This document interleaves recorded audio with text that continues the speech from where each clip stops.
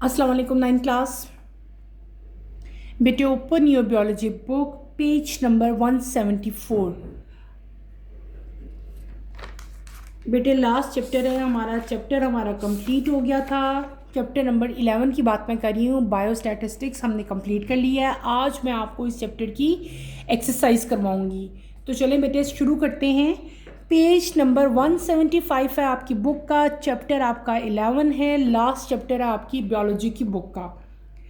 पहला क्वेश्चन यहाँ पे ए पार्ट है, select the correct answer for the following question. आपके पास एक क्वेश्चन है और आपको 4 ऑप्शन दिए गए हैं। आपने बताना है कि इसमें से कौन सा ऑप्शन जो है डैट इज करेक्ट ऑप्शन को आपने टिक मार्क करना है।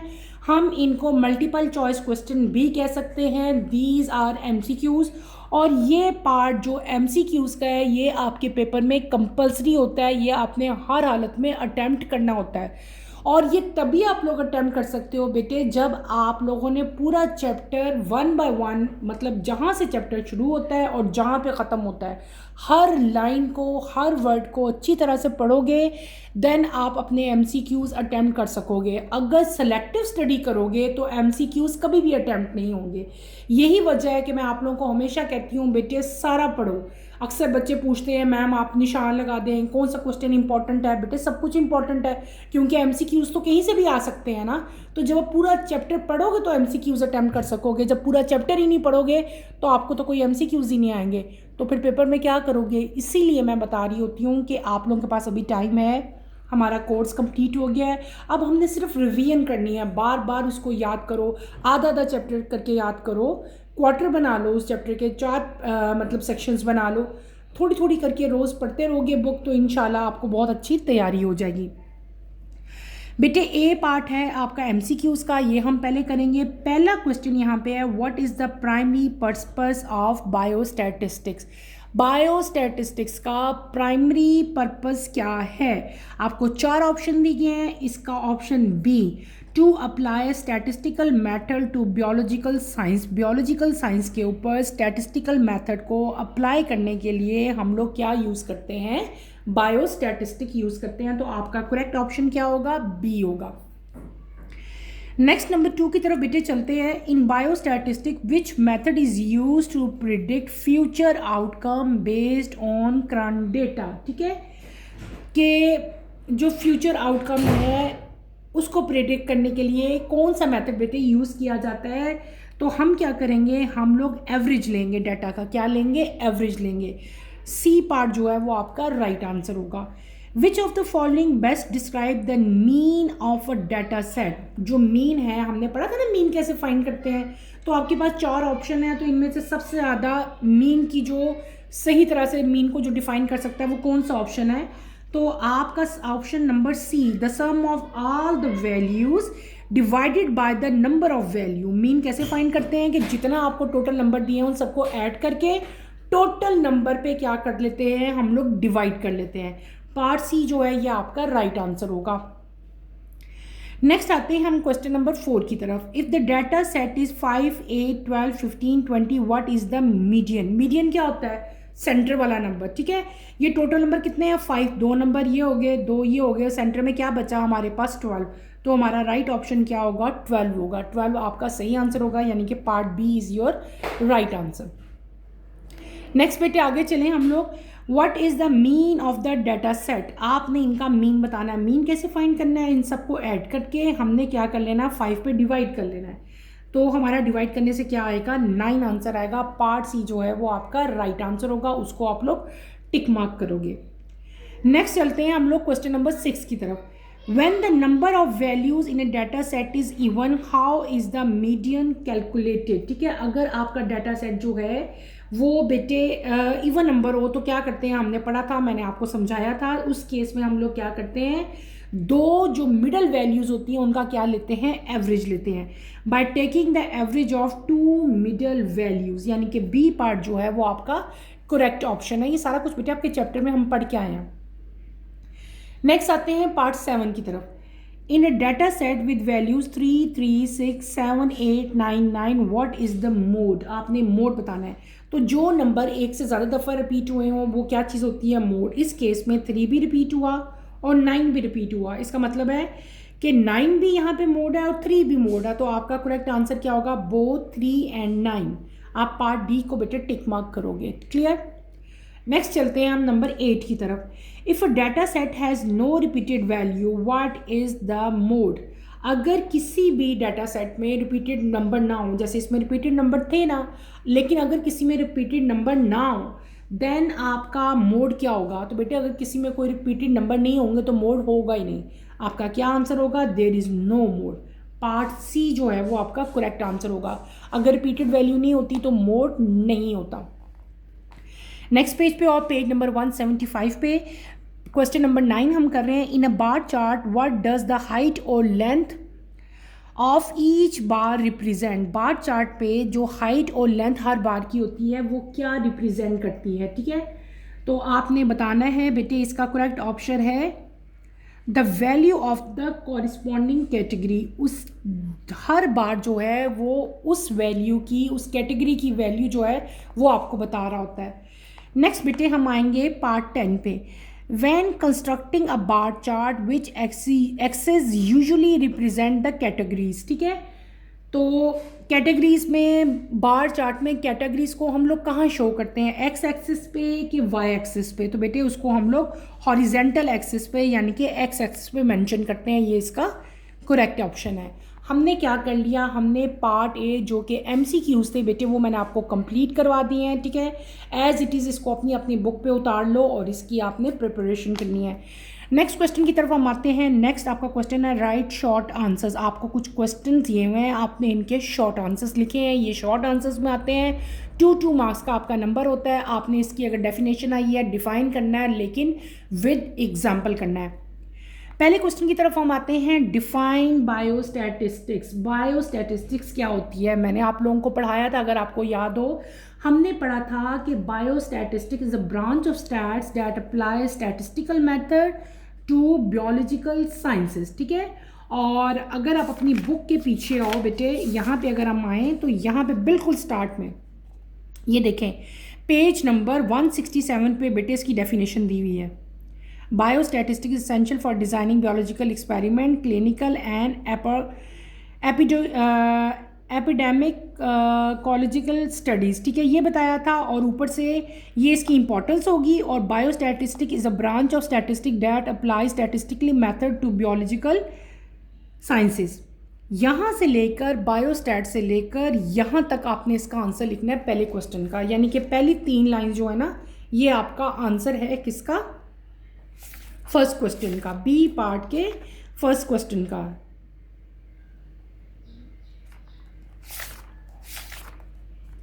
नेक्स्ट आता है पार्ट बी का सेकंड क्वेश्चन। सेकंड क्वेश्चन की तरफ आप देखें, what is the median of a data set? आपने मीडियन की डेफिनेशन लिखनी है। मीडियन क्या होता है बेटे? मीडियन होता है मिडल वैल्यू। ठीक है, चाहे वो वैल्यूज अरेंज हो डिसेंडिंग में, चाहे असेंडिंग ऑर्डर में हो, जो मिडल वन होती है उसको हम लोग क्या कहते हैं? मीडियन कहते हैं। ठीक है, अगर आप अपनी बुक पे इधर देखो तो यहाँ पे मीडियन की डेफिनेशन दी हुई है। ये मीन हो गया, यहाँ पे आए median. The median of the middle value of a data set when the values are arrange in ascending or descending order.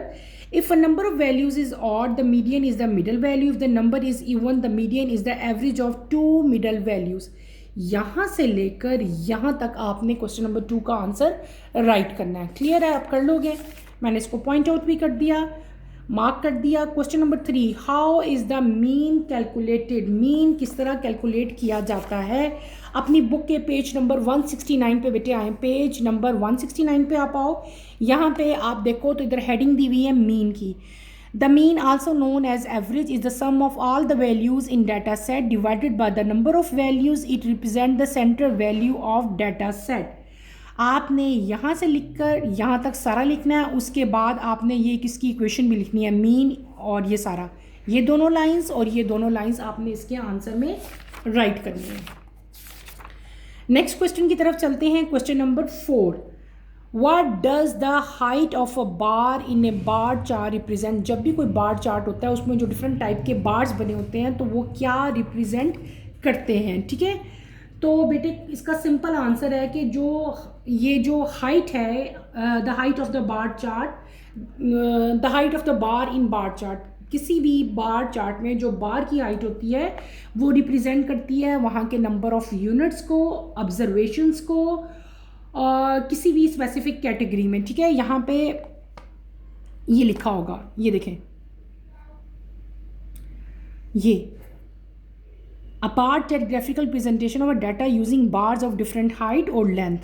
It is used to compare the quantities of different categories. Bar chart is effective for comparing different categories and visually representing the distribution of data. यहाँ से लेकर यहाँ तक आपने इसका answer लिखना है। आपने सिर्फ मेंशन करना है कि जो बेटे बार्स हैं वो क्या रिप्रेजेंट करते हैं, वो रिप्रेजेंट करते हैं नंबर ऑफ यूनिट्स, ठीक है। और क्या रिप्रेजेंट करेंगे, नंबर ऑफ यूनिट्स और ऑब्जर्वेशन। आप यहाँ पे क्या लिखोगे, नंबर ऑफ यूनिट्स और नंबर ऑफ आपके ऑब्जर्वेशन, ठीक है।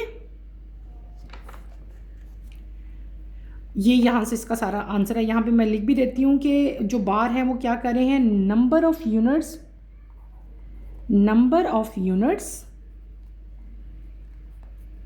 एंड दूसरा क्या चीज़ हो जाएगा आपका, एक नंबर ऑफ़ यूनिट्स होते हैं और एक क्या होती हैं आपकी नंबर ऑफ़ ऑब्जर्वेशन। जो बार चार्ट में बार होते हैं बेटे वो क्या नंबर ऑफ़ यूनिट्स और नंबर ऑफ़ ऑब्जर्वेशंस हमें शो कर रहे होते हैं, बता रहे होते हैं, ठीक है। बाकी आपने यहाँ से लेकर यहाँ तक ही राइट करना है इस क्वेश्चन के आंसर में। लास्ट क्वेश्चन है पार्ट बी का, what is the mode of A data set. आपकी बुक में यहाँ पे मोड दिया हुआ है, मोड पे आओ आप लोग, ठीक है। पेज नंबर 170 पे आओ। ये यहाँ पे नंबर 3 हेडिंग दी हुई है मोड की। The mode is the value that appears most frequently in the data set. A data set may have one mod, more than one mod और नॉट एट ऑल। यहाँ से लेकर यहाँ तक पार्ट बी के क्वेश्चन नंबर 5 का answer है। Clear हो गया। हमने क्या कर लिया, हमने पार्ट ए और पार्ट बी कंप्लीट कर लिया। Now we will move toward part C. अब हम लोग पार्ट सी करेंगे, ठीक है। पार्ट सी की तरफ आओ। Right answers in detail. आपके पास क्वेश्चन दिए गए हैं, आपने इनके डिटेल आंसर देने हैं बेटे। क्या देने हैं, डिटेल आंसर देने हैं। क्वेश्चन नंबर 1 है, explain the importance of biostatistics in the field of public health, provide example of how it is use to inform public health decision. अपनी बुक के पीछे आए आप लोग।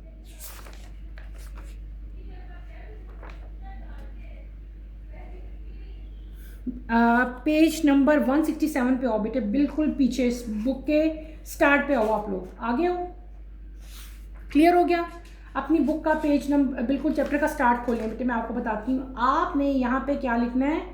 आपका मैं क्वेश्चन आपको पार्ट सी करा रही हूँ। पार्ट सी पे आओ। पार्ट सी करवा रही हूँ बेटे। पार्ट सी का first part, explain the importance of biostatistics in the field of public health. आपने ये बताना है, डिस्क्राइब इट्स यूजेस, ठीक है।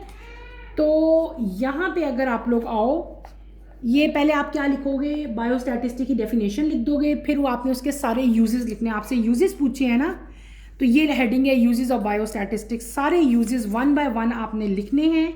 और एंड पे आपसे क्या पूछा हुआ है कि पब्लिक हेल्थ में और इसका क्या है, तो पब्लिक हेल्थ ये वाली आपने पब्लिक हेल्थ की हेडिंग देके तो ये सारा का सारा आपने पब्लिक हेल्थ में लिखना है। पब्लिक हेल्थ के अंदर ही आता है ना ये epidemiology, genetics, agriculture, clinical trials, ये सारे उसमें आएंगे। यानी कि पहले पेज से लेकर यहाँ तक आपने उस लॉन्ग क्वेश्चन का सारा आंसर जो है आप लोग राइट करोगे। इंपॉर्टेंस में सारा लिख देना है ना, फिर आगे पब्लिक हेल्थ में पब्लिक हेल्थ का लिख देना है।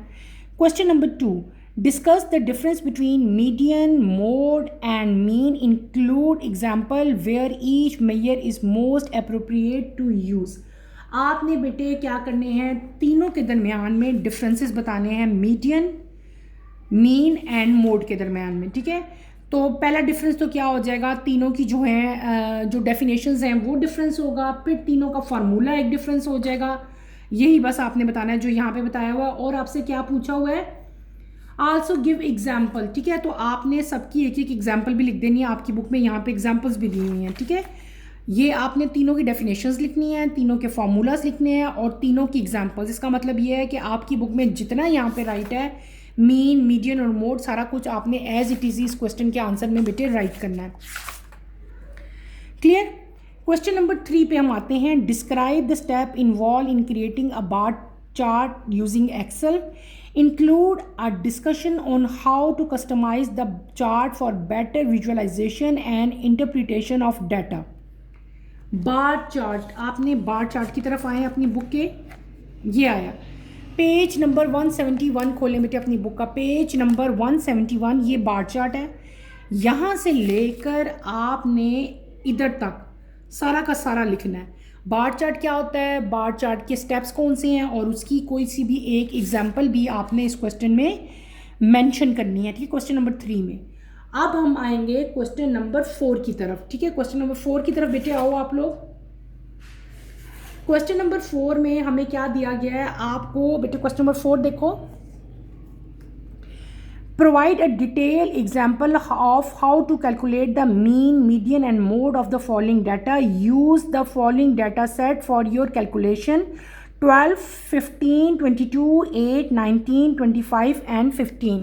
आपको बेटे एक डाटा दे दिया, उन्होंने कुछ नंबर्स आपको दे दिए हैं। आपने इन नंबर्स का पूरा जो मीडियन है, मोड है, ये एज इट इज़ जो है आपने फाइंड आउट करना है, ठीक है। तो हम इसको अभी सारा का सारा मैं आपको ये सॉल्व करके दिखाऊंगी कि आप लोग इसको कैसे फाइंड करोगे। तो मेरे साथ साथ आप लोग ये करो, बहुत इजी है, मुश्किल नहीं है। जस्ट हमने यहाँ पे क्या अप्लाई करना है, हमने यहाँ पे फार्मूलाज अप्लाई करेंगे और हम 1 बाय 1 जो है वो मीडियन, मोड और आपका जो ये दिया हुआ है मीन, ये हम लोग फाइंड करेंगे, ठीक है। तो लेट्स स्टार्ट बेटे, मेरे साथ आप लोग ये क्वेश्चन करें। हम कर रहे हैं पार्ट सी का क्वेश्चन नंबर 4, मेरे साथ आप लोग ये करो, ठीक है। छोटा सा ही चैप्टर था और इसकी एक्सरसाइज भी छोटी सी ही दी गई है, ठीक है। हम क्या करने लगे हैं, हम कर रहे हैं पार्ट सी का क्वेश्चन नंबर 4। यहाँ पे हम मेंशन करते हैं पार्ट सी, और इसका कौन सा है, क्वेश्चन नंबर 4। पार्ट सी का क्वेश्चन 4 बेटे मैं आप लोगों को करवा रही हूँ। आपको जो डाटा गिवन है, पहले हम वो डाटा लिख लेते हैं। हमें क्या गिवन है, हम यहाँ पे राइट करेंगे। हमें गिवन है बेटे, यहाँ पे हम पहले अपना डाटा सेट लिख लेते हैं। डाटा सेट में हमें क्या दिया गया है, data set is equals to 12, 15, 22, 8, 19, 25 and 15। उन्होंने आपसे क्या कहा है, आपने 3 चीज़ें फाइंड करनी है। मीन फाइंड करना है, मीडियन फाइंड करना है, और क्या फाइंड करना है, आपने मोड फाइंड करना है। ये तीनों चीज़ें फाइंड करनी है। पहले हम लोग क्या फाइंड करेंगे, पहले हम लोग मीन फाइंड करेंगे। आप यहाँ पे क्या राइट करोगे, मीन। मीन की फॉर्मूला यहाँ पे लिखोगे, सम ऑफ, पूरा लिखना है बेटे, आपने हर चीज़ के नंबर होते हैं, ठीक है। कोई भी चीज़ जो मिस कर दोगे उसका नंबर आपका कट जाएगा। सम ऑफ ऑल डाटा पॉइंट्स या नंबर जो भी कह लो आप लोग, divided by number of data, number of data points. मतलब क्या, यहाँ पे मैं सम करूँगी, यानी कि हम सबको ऐड करेंगे। 12 + 15 + 22 + 8 + 19 + 25 बेटे + 15 डिवाइडेड बाय टोटल नंबर कितने हैं, 1 2 3 4 5 6 7 डिवाइडेड बाय 7। इन सबको प्लस करो आप कैलकुलेटर के साथ, तो आपकी वैल्यू आएगी 116 डिवाइडेड बाय 7। इसको 7 से डिवाइड करेंगे तो आपकी रिक्वायर्ड वैल्यू क्या आ जाएगी, 16.6। ये हमने क्या फाइंड कर लिया, ये हमने फाइंड कर लिया मीन। अब हम क्या फाइंड करेंगे, अब हम फाइंड करेंगे मीडियन। अब हम क्या फाइंड करेंगे बेटे, मीडियन। पहले हमने क्या किया, मीन। अब क्या कर रहे हैं, मीडियन। मीडियन का भी डाटा हमें वही है जो ऊपर दिया हुआ है, ठीक है। अब हमने क्या करना है, हमने फाइंड करना है, इस डाटा को पहले अरेंज करना है हमने असेंडिंग ऑर्डर में। Arrange data in ascending order.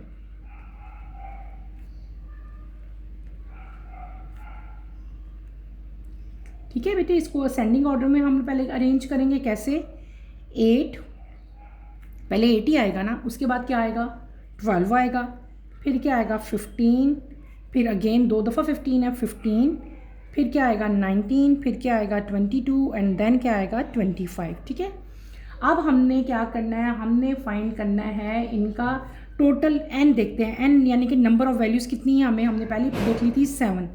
7 क्या नंबर है, ऑड नंबर। 7 ऑड नंबर है और ऊपर हमने क्या कर लिया, इसको अरेंज कर लिया।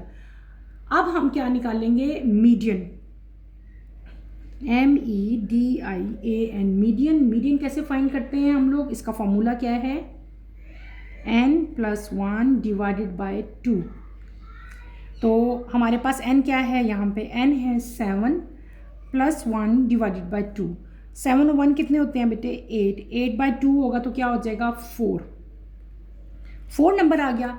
इसका मतलब क्या हो गया कि फोर्थ पोजीशन पे जो वैल्यू है, वैल्यू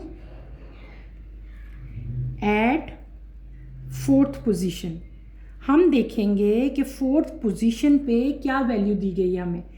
1 2 3 4, ठीक है। 4 पे हमें क्या दिया हुआ है? 15। इसका मतलब क्या हुआ कि फोर्थ पोजीशन पे 15 है, तो हमारा मीडियन क्या होगा? Median is 15। मीडियन क्या आ गया हमारा? 15 आ गया। हमने नंबर देख लिया, पहले नंबर निकाल लेते हैं ना। हमारा नंबर क्या आ गया था? 4। हमने देखा आपके 4 नंबर पे क्या नंबर दिया गया, क्या वैल्यू दी गया? 4 नंबर पे हमें 15 दिया गया है, तो हमारा मीडियन यहाँ पे क्या होगा बेटे? 15 होगा। क्लियर?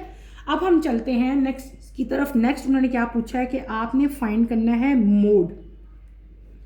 मोड कैसे फाइंड करते हैं बेटे? आपने क्या करना है, आपने देखना होता है उस डाटा को जो आपको गिवन डाटा दिया होता है। हमने क्या करनी होती है? फ्रीक्वेंसी देखनी होती है। फ्रीक्वेंसी यहाँ पे आप क्या लिखोगे? फ्रीक्वेंसीज। फ्रीक्वेंसीज का मतलब होता है कि हर नंबर कितनी बार आया है। पहले क्या है? 12 कितनी बार आया है? 1 बार। 15 कितनी बार आया है? 2 टाइम्स। 22 कितनी बार आया है? 1 टाइम। ऐसे लिखते जाओ साथ साथ। 8 कितनी टाइम आया है? 1 टाइम। आगे आपके पास क्या है? 19 कितनी बार आया है? 1 टाइम। 25 कितनी टाइम आया है? 1 टाइम। ठीक है, तो वो नंबर जो ज़्यादा दफ़ा रिपीट हुआ है वो कौन सा है? ये 15। तो हमारा मोड क्या होगा? Mode is equals to 15। हमारा मोड क्या होगा? यहाँ पे 15 होगा, क्योंकि जो नंबर ज़्यादा दफ़ा रिपीट हुआ होता है, जिसकी फ्रीक्वेंसी ज़्यादा होती है, जो ज़्यादा बार आता है, उसको हम लोग क्या कहते हैं? मोड कहते हैं। तो हमारा मोड यहाँ पे क्या होगा बेटे? 15 होगा। क्लियर हो गया? ये हमने पार्ट सी के क्वेश्चन नंबर 4 कर लिया। आपके पास डाटा था, आपने मीन फाइंड करना था, मीडियन फाइंड करना था और मोड फाइंड करना था। क्लियर हो गया? अब हम चलते हैं अपने नेक्स्ट क्वेश्चन की तरफ। पार्ट सी का क्वेश्चन नंबर 5 लास्ट पार्ट है हमारा। ठीक है, लास्ट पार्ट की तरफ आओ आप लोग। You are given the following data set, create a bar chart to represent the number of different type of fruit sold at a market in 1 week. आपको क्या दिया हुआ है? नेम ऑफ मतलब नंबर ऑफ डेज बता दिए हैं, days बताए हैं कि 1 वीक है। ठीक है, और आपको क्या बता दिया? एक डाटा सेट दिया है, आपने बार चार्ट बनाना है कि ये फ्रूट्स हैं और इनके इतने टाइप्स के फ्रूट हैं और कितने कितने सोल्ड हुए हैं। वो आपको नंबर भी यहाँ पे मेंशन कर दिए हैं। आपने बेटे क्या ड्रॉ करना है? आपने ड्रॉ करना है यहाँ पे बार चार्ट। बार चार्ट हम कैसे बनाते हैं आपको आपकी बुक में मेंशन किया गया है, आप उसको खुद भी ड्रॉ कर सकते हो, बिल्कुल भी मुश्किल नहीं है। अगर आप यहाँ पे आओ, अपनी बुक पे आओ बेटे, मैं यहीं से समझाती हूँ। ये क्या है? This is bar chart. ठीक है, ये आपको बार चार्ट दिया गया है, आपने ऐसा ही बिल्कुल ऐसा ही ग्राफ आपने यहाँ पे बनाना है। ठीक है, यहाँ पे हमने क्या मेंशन कर लेना है? नंबर सोल्ड, जितने नंबर ऑफ फ्रूट जो सोल्ड हुए हैं वो बता देने हैं। और यहाँ पे आपने क्या मेंशन कर देना है? Name of fruits. यहाँ पे क्या करोगे? नेम ऑफ फ्रूट्स करोगे। जितने जितने सोल्ड होते गए उतना उतना बड़ा आपने क्या बना लेना है? बार ग्राफ जो है वो ड्रॉ करते जाओगे आप लोग। क्लियर? कर लोगे खुद के? मैं करके दिखाऊं? चलें बेटे, मैं कर ही देती हूँ। इधर आए, हम लोग कर रहे हैं सी पार्ट का लास्ट क्वेश्चन। सी पार्ट का क्वेश्चन नंबर 5 आई थिंक है ना? 5 ही करवा रही हूँ ना? यस। हमने क्या बनाना है? यहाँ पे अपने बार चार्ट बनाना है। सपोज करो हम यहाँ पे एक लाइन ड्रॉ करेंगे। मैं चार्ट पेपर उस पर ग्राफ पेपर पे नहीं बना रही, ना ही मैं यहाँ पे स्केल यूज़ कर रही हूँ। आप लोगों ने इसको स्केल यूज़ करके साफ़ सुथरा बार ग्राफ बनाना है। ठीक है, बार चार्ट बनाना है। यहाँ पे हम मेंशन करेंगे क्या? Number of fruits sold. जितने फ्रूट सोल्ड हुए हैं उनको हम वाई एक्सिस पे शो कर लेंगे, और जो फ्रूट्स हैं हमारे उनको हम लोग यहाँ पे शो करेंगे। ठीक है, इस साइड पे एक्स एक्सिस पे। ठीक है, अब आपने इनके नाम यहाँ पे मेंशन कर दो। सपोज ये मैंने क्या कर दिया? एप्पल। यहाँ पे हमने क्या मेंशन कर दिया? बनाना। यहाँ पे क्या मेंशन किया? ऑरेंज। यहाँ पे मैंने क्या मेंशन किया, ग्रेप्स, और यहाँ पे हमने क्या मेंशन किया बेटे, हमने कर लिया मैंगोज़। यही फ्रूट आपके क्वेश्चन में दिए हुए रिक्वायर्ड हैं, ठीक है। यहाँ पे हम मेंशन कर लेते हैं नंबर, ठीक है। हम नंबर यहाँ पे मेंशन करते हैं 0, 5, 10, 15, 20, 30, 35, 40, 45 एंड 50, ठीक है। मैंने 5 का छोड़ के इंटरवल तो ये नंबर राइट किए। अब यहाँ पे एप्पल दिए हुए हैं, जो टोटल एप्पल सोल्ड हुए हैं वो कितने हुए हैं, 30 हुए हैं। तो 30 तक मैं एप्पल में ड्रॉ कर दूँगा, ठीक है, 30 है। फिर हम देखते हैं बनाना को। बनाना का नंबर कितना है, 45, यानी कि ये आपका 45 था बनाना। यहाँ तक हम क्या शो कर देते हैं, बनाना, ठीक है। फिर ऑरेंज की तरफ आए, ऑरेंज कितना है, 20, दिस इज़ 20, ठीक है। रफली लगा रही हूँ ना मैं बस मार्क्स। ये हमारा कितना हो गया, 20। फिर हम आते हैं ग्रेप्स, ग्रेप्स कितने हैं, 25।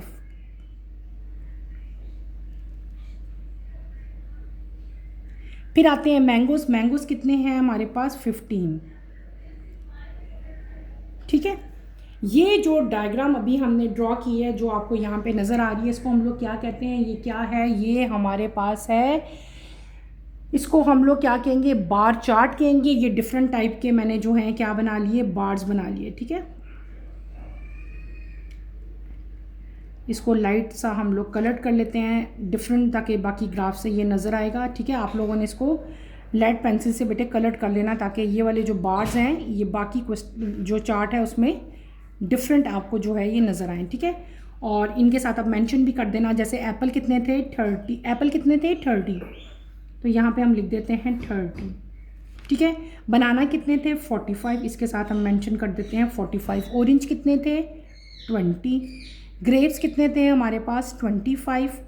और मैंगोस कितने हैं हमारे पास, 15। क्लियर हो गया। ये हमारा हो गया बार चार्ट, जो आपसे क्वेश्चन में पूछा था वो मैंने ड्रॉ कर दिया, ठीक है। एक्सरसाइज हमारी होगी कंप्लीट। हमने इस चैप्टर 11 की एक्सरसाइज बेटे कंप्लीट कर ली है।